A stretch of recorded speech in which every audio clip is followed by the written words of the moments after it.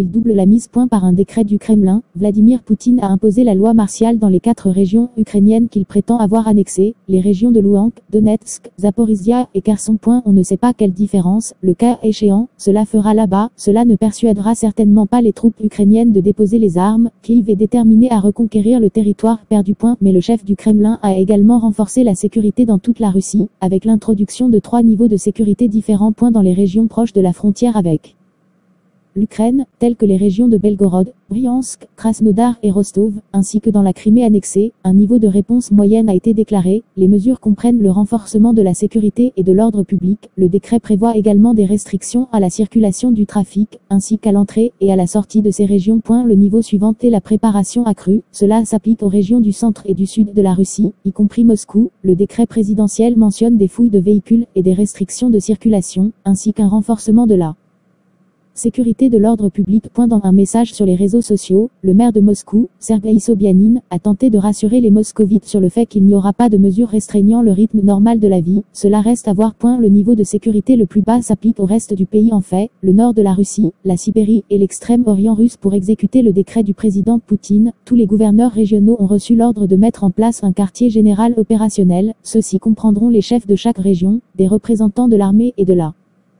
police. Les gouverneurs régionaux ont également reçu l'ordre de répondre aux besoins des forces armées de la Fédération de Russie, des autres troupes et des formations de troupes. Cela semblerait conférer à l'armée russe de plus grands pouvoirs. Comment tout cela fonctionnera-t-il dans la pratique ?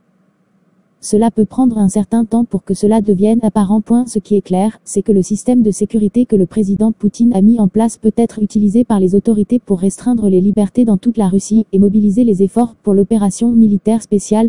Si la situation sécuritaire en Russie se détériore, rien n'empêchera les régions d'être rehaussées à un niveau de sécurité plus élevé, y compris la loi martiale. Qu'est-ce que cela nous apprend sur le président russe? Rien n'indique que Vladimir Poutine cherche une porte de sortie dans cette crise. Ce que nous voyons avec ce décret est un chef du Kremlin déterminé à garder le contrôle.